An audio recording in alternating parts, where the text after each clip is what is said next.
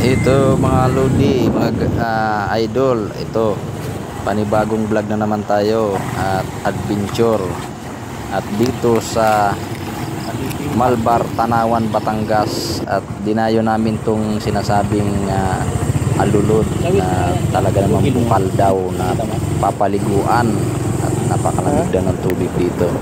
So ngayon kaya nag-road trip na nga kami at talaga namang tuloy ang biyahe namin. At mapapansin nyo dito sa mga daanan at talaga namang probinsya na talaga ang paligid. At tuloy lang nga kami at ito na nga at na malapit na kami sa entrance ng Alulod. Yan mapapansin nyo dyan, ayan entrance na. At ito naman ay papunta na kami doon sa area ng Alulod na nililiguan nga. At ito naman si partner ko, talagang matatanaw mo pa rin dito yung Taal, yung lawa ng Taal. Medyo mataas na kasi yung lugar na to. Tsaka yan, talaga man yung mga kasama ko nauna na at talaga naman excited. Kanya-kanya parang bit-bit ng baon. Ay talaga naman baon na kayo pag pumunta kayo dito.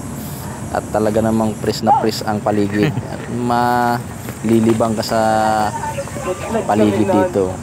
Yan nga, yung mga kasama ko, yan si partner, oh, ayan. Talaga naman. Ito yung unang bungad na mapansin nyo itong kubo na ito. At hindi kayo magpa-picture dyan, oh. Yan, pababa na kami ng hagdan.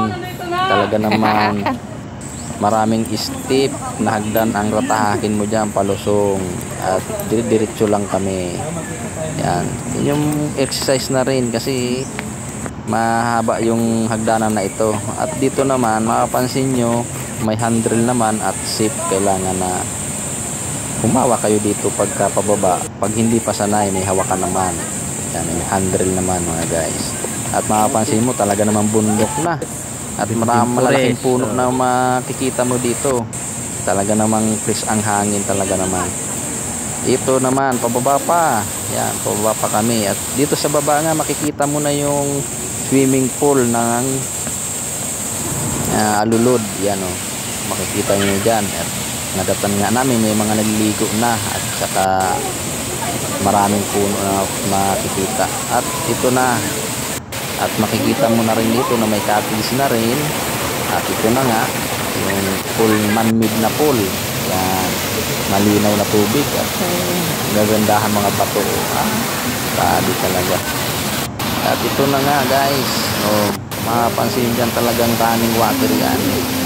Ayan, oh, napakalamig dyan guys. At ito na nga mga kasama ko, ay talaga naman nag-ihaw-ihaw na. At ito na, may nilumublob na. At ito, ang saya ng mga tropa na picture-picture. Shout out sa inyo guys, mga tropa. At ito na nga, yan, nag-umpisa na magtampisaw. Dito na nga talagang enjoy ang mga tropa. Ihaw-ihaw na ito si tropa, nag-ihaw na ng chicken barbecue at tilapia. Naku, sarap naman. Yan, ready to eat na yan. Talaga naman. At nakaligo na nga ako dito guys. At talaga naramdam ko ang lamig ng tubig. At talaga naman pag magbabad ka, manginginig ka dyan sa lamig. Yan, enjoy na enjoy. At marami din nadayo dito. At talaga naman pinupuntahan. Ayan nga ang mga tropa. Yan, ready to eat na sila. Shout out sa inyo. Shout out. At yan, marami nga mga dumadayo itong mga bata sa iba-ibang lugar.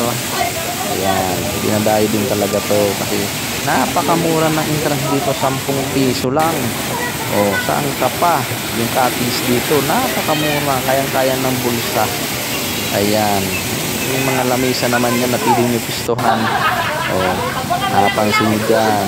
Ayan, yung mga naliligo, oh, mga dayo na rin yan, iba-ibang lugar.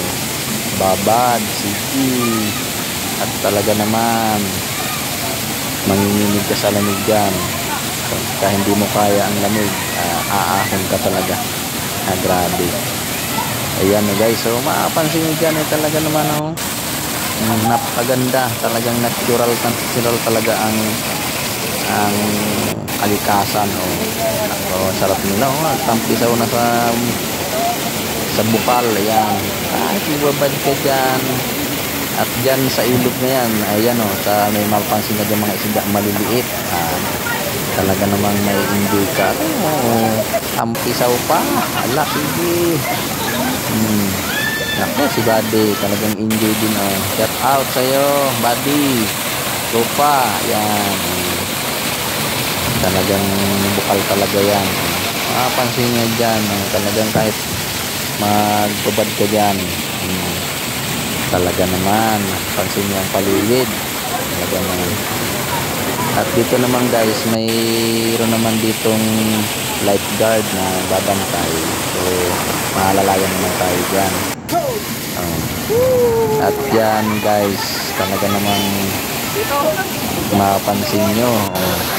Napakalino ng tubig. Tampisaw. Yan. Tampisaw pa.